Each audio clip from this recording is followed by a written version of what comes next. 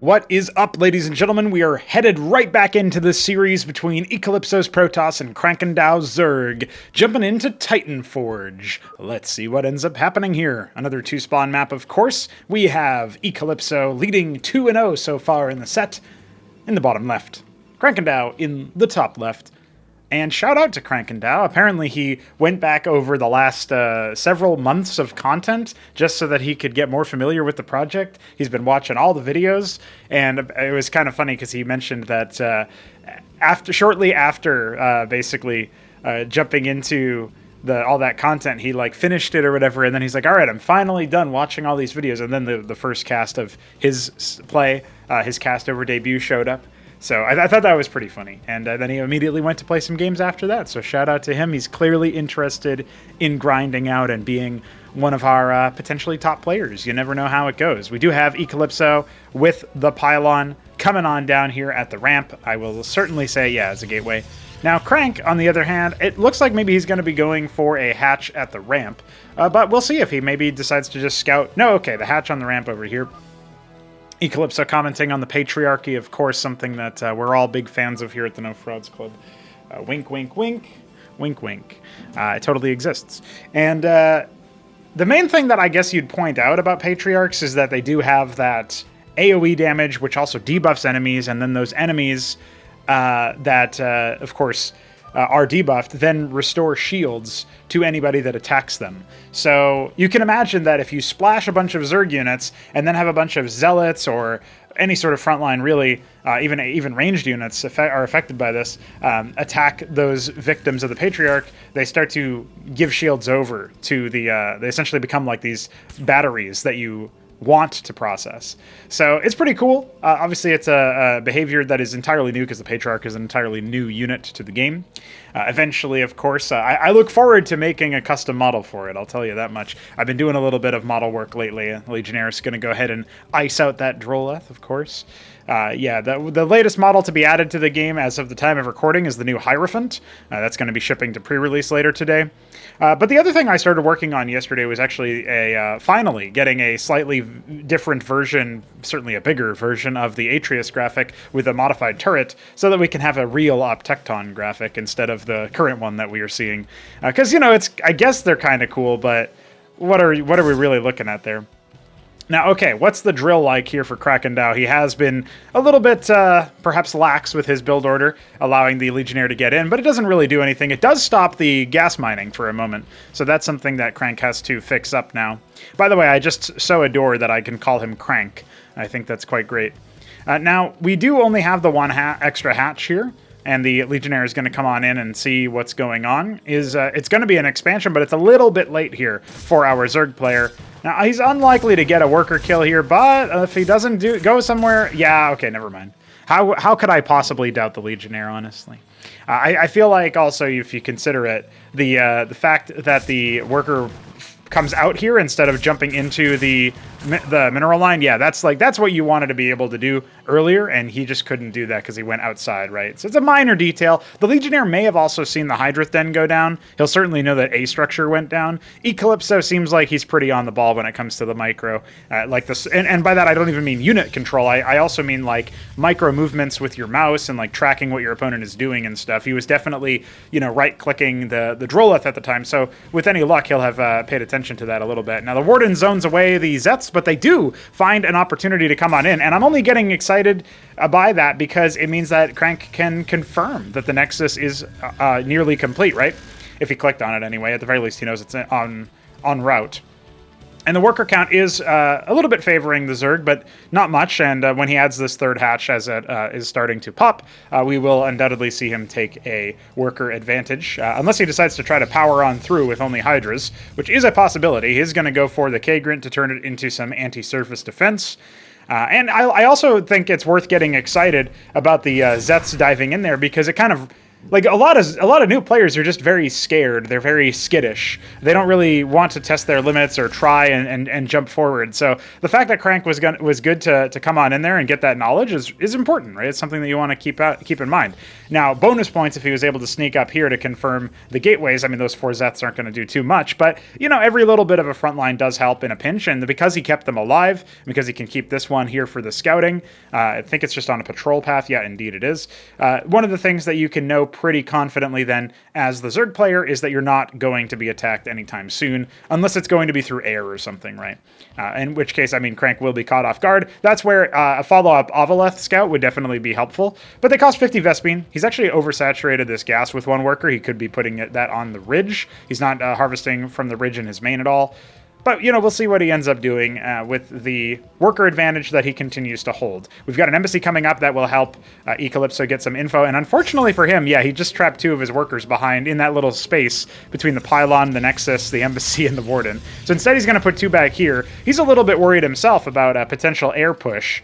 I think he just recognizes that Crank is pretty solid and also, you know, not afraid to be aggressive, right? That's something that we've definitely praised him for in the set so far.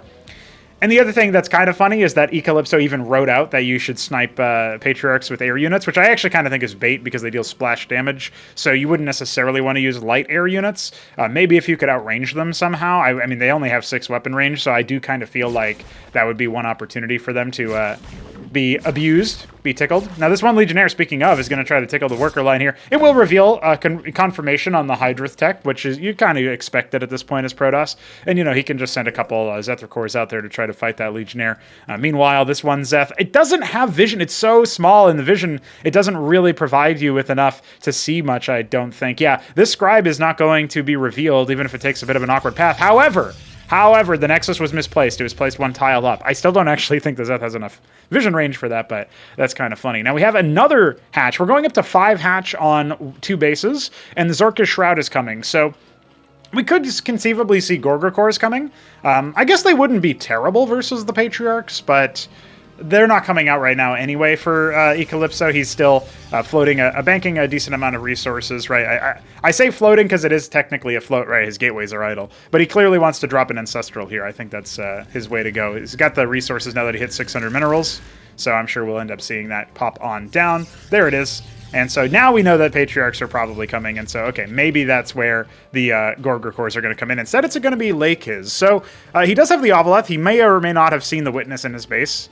You know, if you don't shift tab in-game, then you might not be able to tell that, like, oh, I mean, remember, this is a green box, so he should have seen the blue dot. And it looks like he did. Yeah, he's going to go ahead and reveal it with his Ovaleth. Now, unfortunately, he doesn't hold his fire on the Hydrith, so it gets out. That would have been an opportunity to snipe it because ECalipso was not actually paying too much attention to all the movement there on the minimap.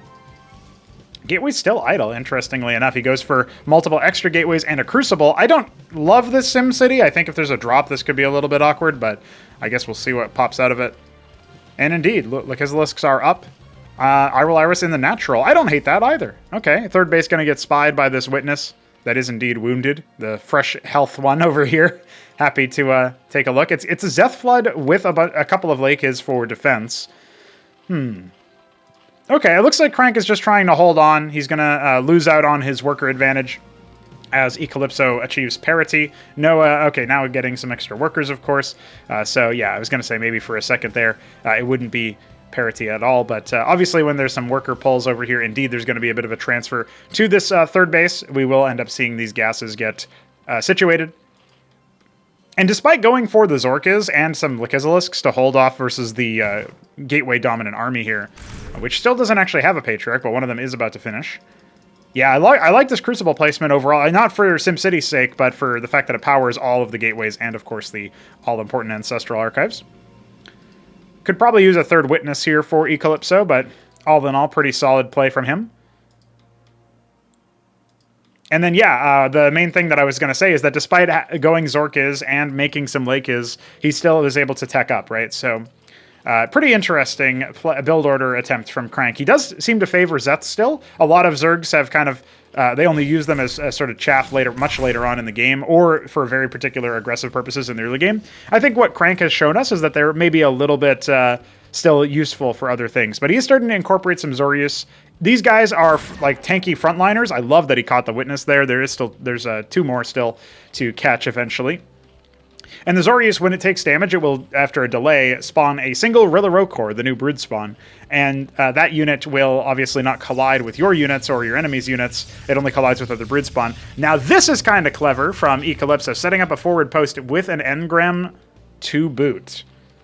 Well, he might just end up booting Crank out. Interesting choices. More Zorius, more Hydras, a couple extra Lake... yeah. So the Lakizzle, compared to the Lurker, is something where it fires off its projectile. Nice extra pick. Really love how proactive he's been with that. There's another one over here, of course, but maybe he'll spot it, maybe he won't. But the Lakiz fires a shot, and then the shot returns to it.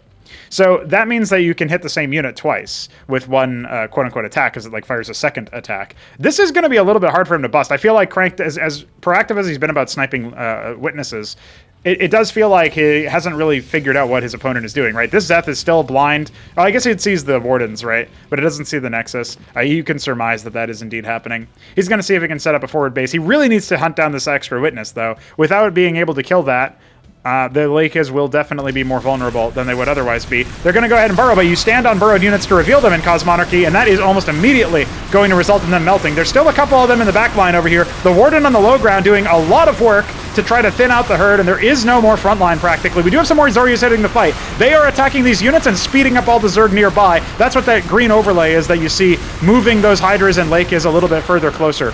Now, at the same time, the Hydras are trying to dive, but the splash damage is all that remains. So you gotta watch out for that. We got a high ground engram, cracking shot after shot, and the Patriarchs are still alive. We've got 2 of them left going, and that means that Crank needs to reset, consider his options. He doesn't have that many more Hydras. He put all of his larvae onto Zeths. He needs to queue up some more units behind this, but I think he's maybe a little bit lost in the sauce. He wants to dive on that engram, but it is supported by others. Maybe he thinks he can just go ahead and flank the army. Not a bad shout in theory, now queuing up a bunch of Hydras behind this. He can still hold with this position, but you know, he made the tier 2. He just hasn't actually made any tier 2 units or structures.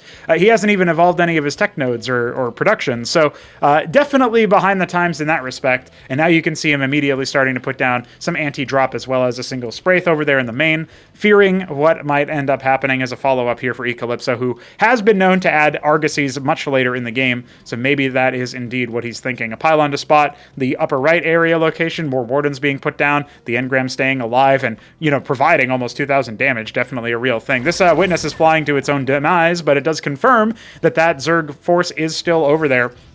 And so ECalipso is going to take an even more forward base. Now, while he's doing this, he is not changing his tech. He is not significantly upgrading his army and the capabilities thereof. So that is worth pointing out here. ECalipso doesn't really seem to be doing that either, right? He's still maybe, I would imagine this is where he's least familiar with the project by now. We have a single up Tecton here, but the engrams are really the major scare source. And the other thing to point out is that the Patriarchs are 3 strong now and still growing. There's a 4th one back here. The Lakiz is going to see if it can get in deep, but it doesn't even get the burrow off, and that is going to clean house for all of the Zerg units. GG has to be called. Crank couldn't crank out units fast enough, and yeah, I think that's the case where he knows he has to get to tier 2, and he knows he needs something to compete, but he just didn't have the wherewithal to tech up deeper, right? So that's something that's worth pointing out there for sure. ECalipso having some interesting shenanigans there, and you know, as you get more familiar with the game, you're absolutely going to be able to wrap your brain around how to spend the money a little bit better. So you know, don't necessarily write him off for that particular game. Again, if you've somehow missed the first attempt that these two played against each other, definitely worth checking out in that respect. And now, I say we go into the final game of this set. We're going on to a Zerg-favored map, according to most of the populace here that plays Cosmonarchy. It's Sideshow by yours truly. ECalipso in the bottom right, Krankendau in the top left, another 2-spawn map, of course. And yeah, Krankendau, we're going to be watching your career with great interest, to quote the prequels. I do think that it's certainly worth looking at some of the new players who can be aggro and be, you know, and think about certain things from a more fundamental RTS standpoint, and then apply those lessons. Because one of the things that I noticed when we had a bunch of new faces for the Ascension number 7, the final tournament of the last year, is that we did get a small influx of new players, not nearly like what we're seeing now, mind you, but those new players brought with them a willingness to try new things. They hadn't been, you know, informed by previous versions of the game, or maybe lower skill attempts at executing a certain strategy. And so they just kept trying and trying and trying. And sure, that left them with some blind spots compared to the rest of the community that was a little bit more aware of things. Speaking of, we have a cute little wall coming up here for ECalipso, I think. There it is. Gateway on the low ground. And I'm not sure what he's going to do about this, if it's going to be a full wall or not. And we do even have some more banter questions. You played Brood War. Of course. Who hasn't played Brood War? And soon you'll be asking, you played Cosmonarchy? And the answer will be, of course. Who hasn't played Cosmonarchy? But it's worth noting, though, that what I think Crank is going to be able to do, and what I think a lot of people are going to be able to do, is even though they might study up the current meta, but they have their own idea and preconceived notion of what an RTS is or what Brood War is all about, and what kinds of things you can do in micro-intensive, task switch-heavy games like what Brood War is and what Cosmonarchy is. It's interesting to me anyway to consider that sort of stuff, and I do think that Crank is bringing a little bit of his own style here, and I'm glad that that's the case. I would love for that to continue. You know, when Taco Cake is playing Zerg, you know it's Taco Cake playing, because he is that aggro with things. He is that crazy with things. Scribe gonna get out of dodge before it takes too much hull damage to be more of a nuisance. Gateway finish, Legionnaire out. And it looks like it's a 1-gate Legionnaire expand here for ECalipso. His Scribe staying alive long enough to see that it is hatched first, so he knows he can go ahead with this. Now, this does mean that the follow-up will be delayed. There is no additional Legionnaire. In fact, there's a lot of Vespene in the tank here. I wonder what ECalipso is planning. The hatch going down at the low ground. Very fast, right? There's only 2 pairs of Zets. The Legionnaire is going to be revealed. The Worker Scout will not get away. But the macro is here. The potential for macro is here from Crank. It feels like... I don't know that he was able to scout this exactly. I guess maybe he scouted that there was only the 1 gate. There wasn't really much coming. I don't know that this hatch was scouted by the Scribe before it left. So ECalipso might be in the dark about that, and he'll just see a bunch of Zets coming out here. This Legionnaire, if it doesn't stay alive long enough to see the Workers hatch, is potentially going to be in trouble. And oh, Crank could have maybe surrounded it there, but it's not to be. Now, at the same time, the number of Zets here might end up throwing ECalipso off. He's going to go ahead and tuck tail, run on back home, tell of this story about how I, the Legionnaire, or some people call me Purifier for some reason, ran all the way home with 8 wild beasts chasing me. Warden going to finish up in the nick of time, and a Zealot is also here for good measure. The Legionnaire can plug a hole, although the Zealot should step up a little bit, and then you're just dandy in that situation. But Crank was making workers behind this. His hatch finishes up. He is going to go ahead and see what's going on over here. He picks the Legionnaire at the cost of 3 Zets, confirms a Warden, and can surmise, if he didn't scout it already, that the Nexus is on the way or already done. The Hydra is going to be the follow-up, still making workers. Going to saturate a little bit of his main base there. We've got, looks like 16 workers or 15 workers or so on the mineral fields over here in the main, so he can rally all of his new ones down to the natural for maximum efficiency. For those who don't know, it's 2 workers to a node for 100% efficiency per worker. And the third worker is 50% efficient. That's still worth it on gas, but a little bit less worth it on minerals, obviously, since, I mean, technically, if you only had, say, 2 workers on gas, then one of the things that you would do is say, okay, I could put a 3rd worker on gas, or I could take a brand new gas node, but, the travel time and the fact that you can just make a new worker on site is probably better for that particular purpose. Now, ECalipso doing something a little bit different here. He is going to go for the Stargate. We saw this in game number 1. It was proxied on Fata Morgana, a map of Week 7, and I will definitely be interested in seeing what ECalipso does with this round. I assume it'll be Gladiuses, as they have been the nom de jour for Protoss versus Zerg, and Embassy coming in much later. No Vespene being harvested in the natural just yet for our Protoss player. And I'm feeling like Crank is figuring out that, oh, okay, maybe I can do a thing or two, right? He's trying a bit more of a macro style. And again, I don't know how much of that was reactive and how much of that was just sort of a blind guess. But either way, it works out overall for him. Now, he doesn't have any way to scout inside. This is where people like Neblime will jump in with an Ovaleth pretty early on, like at maybe one of the first larvae they make. It doesn't have to be from their natural expansion, but as their natural comes online, you'll probably see an Ovaleth be queued up, maybe even a little bit before, as long as the hatch is already down. You might see people like Neblime go for that sort of thing, and then pilot it in and get a scout in time to see what's coming. And when you know it's Gladiuses, you can go ahead and upgrade the Hydrith into the Ski-backed, and you can either make a push with, Bactyls, Hydras, preferably more on the Hydra side than anything else. I actually think, the more I think about it, I can see a world where, yes, it makes sense to try to go for the Bactylisk versus the Gladius, because you can force the engagements. So the weapon range of the Gladius is 5, the weapon range of the Bactylisk is 7. But in practice, I think when you get on top of things like the Bactylisks, which Gladius want to do somewhat safely so that they can minimize damage from the Bactylisk, since basically the evolved version of the Hydralisk, the Bactylisk, it has conditional bounces, and those conditions are, does the projectile travel fast enough? So if you stand on top of the Bactylisk, it's not going to get very much value, and that's where melee comes in. That's where things like the the fact that the Gladius wants to stand on top of your units to channel its passive to, basically perpetuate its projectiles and have them bounce infinitely. That kind of behavior requires the Gladius to still be within the heat of the battle. So in that case, it's kind of a double whammy where you're making it a little bit overdetermined here. Now, what is Crank thinking about? He's got a lot of resources in the bank. I guess he might be thinking about jumping straight up to tier 2, but he does have a lot of minerals in the bank, and he is going to go ahead and put down the Iral Iris right in front of his opponent here, as another hatch also comes on down. So this might mean that he's basically calling out to ECalipso, like, hey, if you don't kill me in the next 2 minutes, I'm going to have a tier 2 tech structure this time around, unlike on Titanforge, and I'm going to be able to run away with it. But if he knew that there were Gladiuses coming, the theory behind what Neblime says is that you go ski-backed, and then you just make a 20 skiths and destroy all of their Gladiuses while the Hydras take care of the rest. So, I mean, it's a little bit more complicated than that from the ground game. You obviously want some sort of Zealot or Iziracore or Zoryusthaleth sort of front line to help buy time for the Hydras. But you can definitely try to snipe out the Gladiuses with the skiths and see what you can do there. I guess it wouldn't necessarily suck to go like a bunch of Naths, but one issue with the current implementation of the Gladius passive, Binding Plasma, is that if they kill the target, it instantly bounces instead of delaying for a moment at the location. And that's just a technical limitation. I left a to-do note to try to fix that later, but it was beyond my capabilities and understanding. And I think maybe beyond Veek's as well, though maybe now that we're, like a year later or something, maybe longer than that, from the new version of their passive, that perhaps in that situation, it would be possible for one of us to do it now.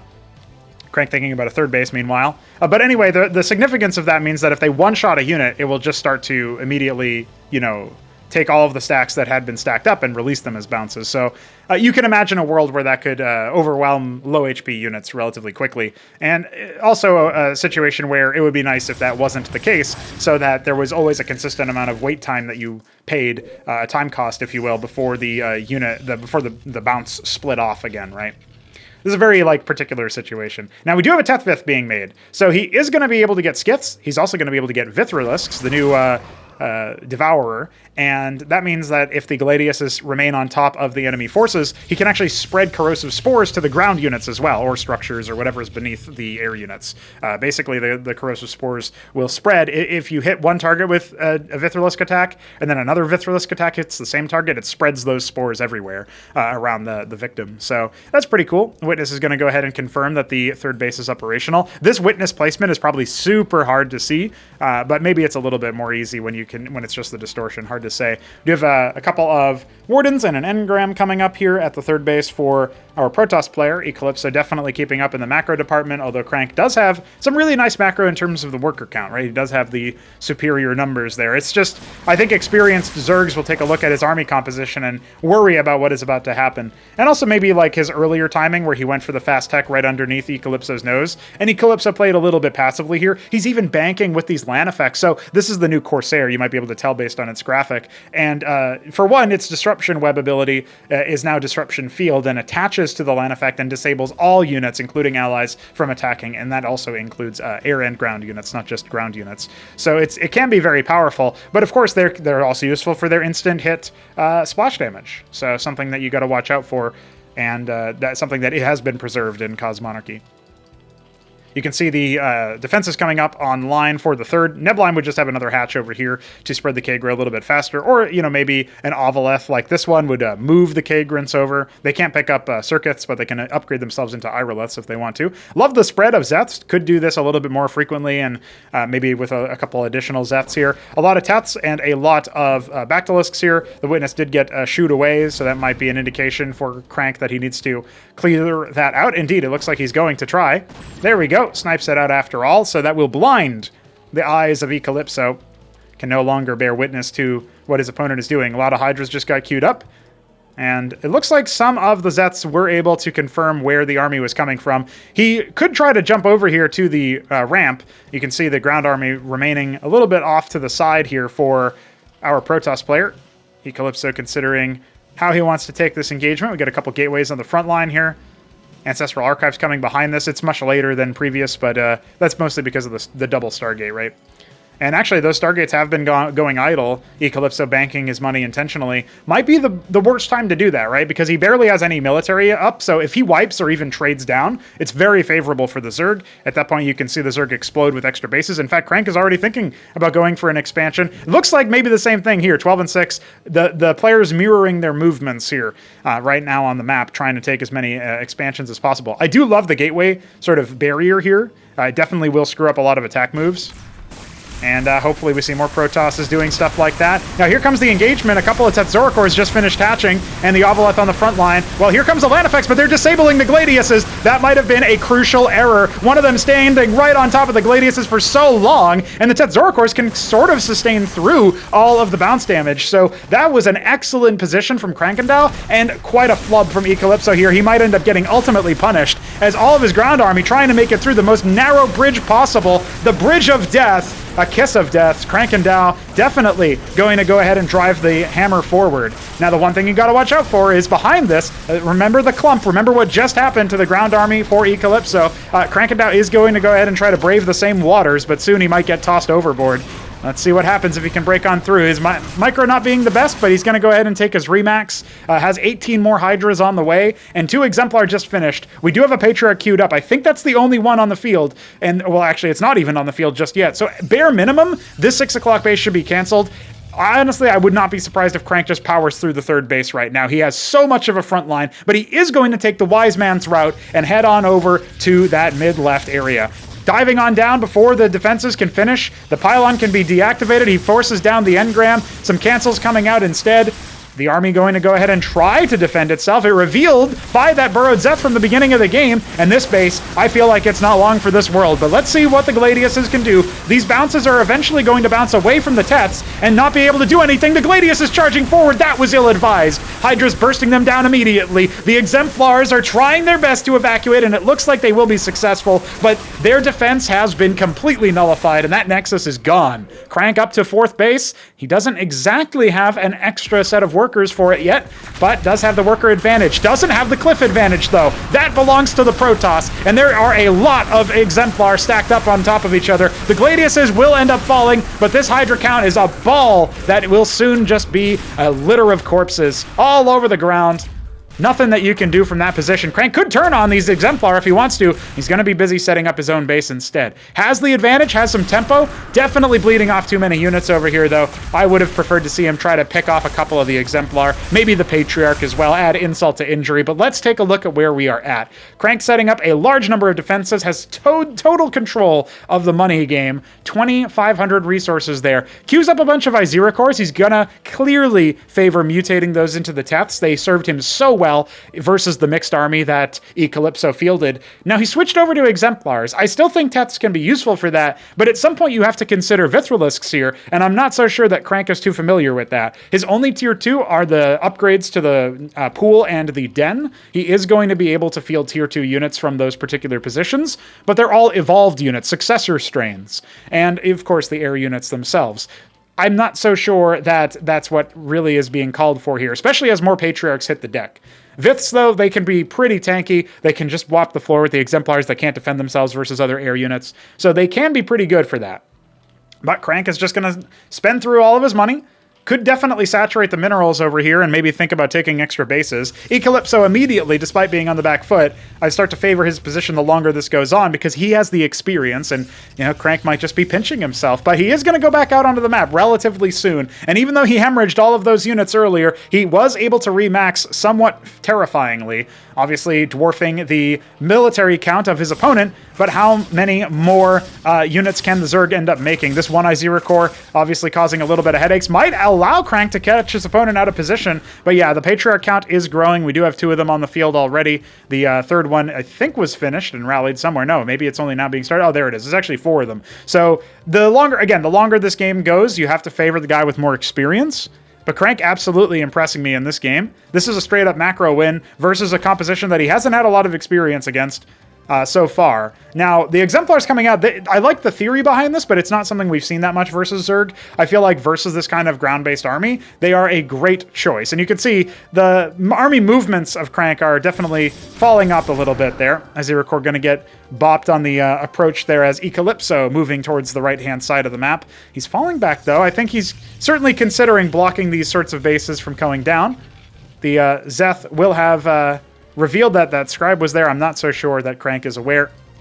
Got a lot of money. I think he's basically reading descriptions right now, considering what units to make. This is a classic situation when you see the APM fall that much, and yet his camera position is like in his main somewhere, and he's got Larva selected. He's just looking at the different bases, right?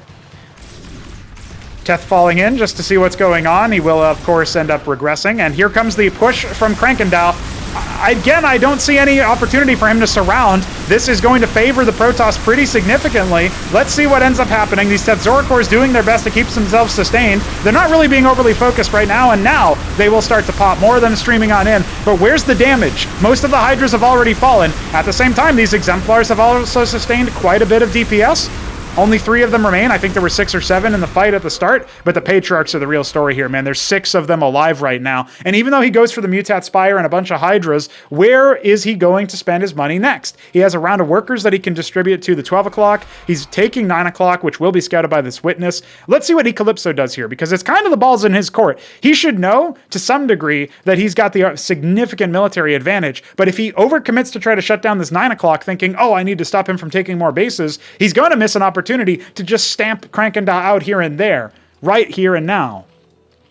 Mutat Spire has been completed. We still don't see that many units being made. Instead, it's a mass of Bactylisks. I really don't think that's going to help you out here, especially since the army is about to hit before the eggs can hatch. And while I love the idea, I love the attempt, Krankendau definitely impressing versus a very strong Protoss player, I think it's pretty clear that the unit knowledge wasn't quite there, and that's probably going to be GG yet again. ECalipso, he was on the back foot. The Hydras, the Bactyls get canceled. 5k resources in the bank. Just didn't know what to spend it on, and that's what you learn by playing a lot more. Krankendau, unfortunately winless in this opening set for his debuts, and ECalipso showing some nice basics for how you try to fight the Zerg menace with your Protoss. A lot of interesting compositional ideas there. I love the Exemplar push. And, you know, to his credit, as the Patriarch stacks get bigger, you can start to deal with air units as well if they come into the play. It's just Viths would definitely have helped, I would say, reduce the by a significant margin, reduce the power and tankiness of the Protoss army there with their splashing of their passive. So another thing to think about for Dathalors to outrange the Patriarchs in that situation. That's something that you get from the Spire. There's a couple of options there that Crank can think about before he faces off against his Protoss nemesis. But hats off to him for his debut. Some very nice games. I really liked the last one. I really liked the second one, which was the final game in the first video. So check that out if you haven't already. Of course, all the previous cast overs are always linked in the description. It's like a chain that goes back forever. So check that out if you're interested. And GG's. We'll be back tomorrow with more Cosmonarchy.